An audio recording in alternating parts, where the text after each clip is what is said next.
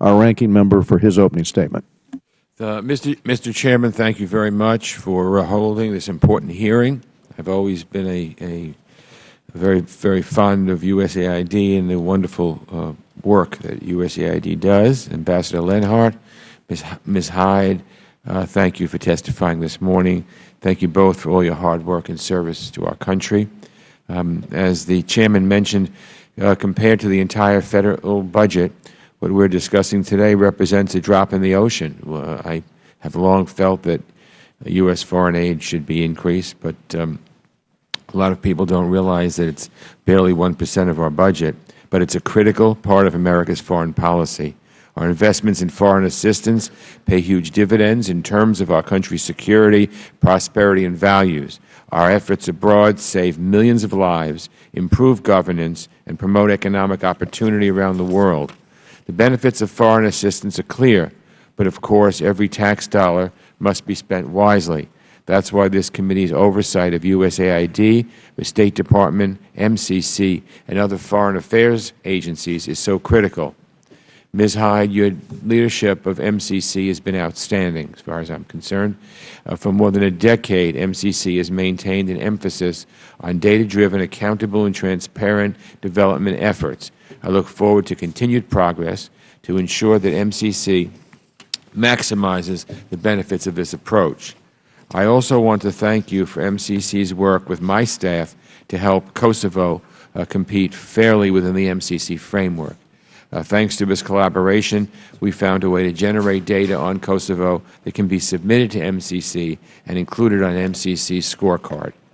Ambassador Lenhart, thank you for stepping into the role of acting administrator. Rajiv Shah is big shoes to fill, as I'm sure you know, but your distinguished record tells me that USAID is in good hands, remains in good hands.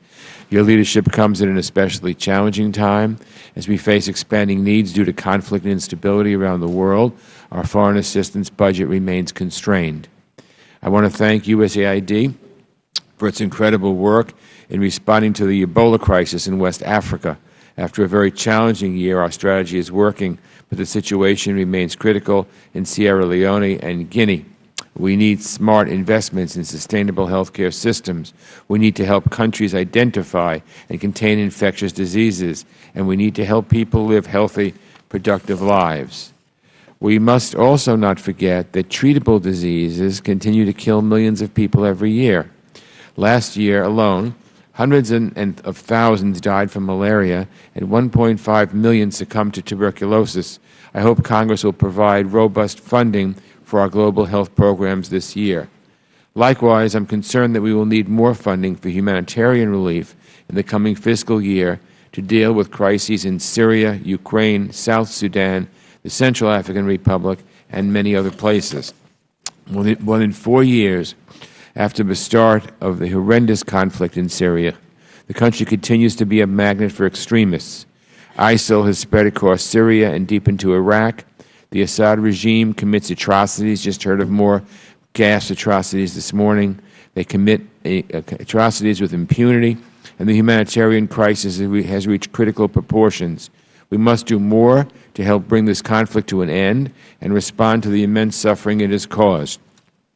On Ukraine, the President recently signed bipartisan legislation expanding assistance across a variety of sectors. Chairman Royce and I have worked in a collaborative process to help Ukraine, as have the members of this committee. Since USAID is the lead agency for implementing much of this effort, I look forward to hearing your views on these new programs concerning Ukraine. I am very pleased by the President's $1.1 billion proposal to address the root causes of child migration from Central America.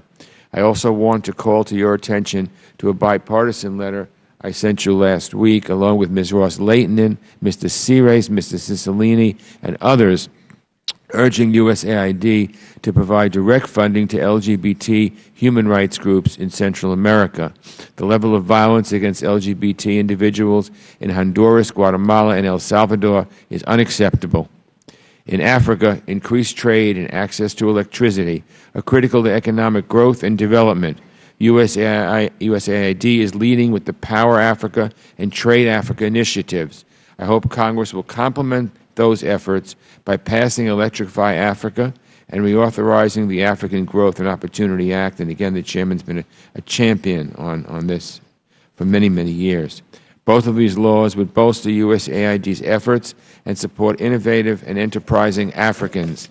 And finally, in Afghanistan and Pakistan, the United States has spent billions of dollars on roads, agriculture, rule of law, and capacity building. I hope you will focus on how USAID plans to monitor projects in Afghanistan after the withdrawal of all American combat troops and assess the continuing value of our aid to Pakistan.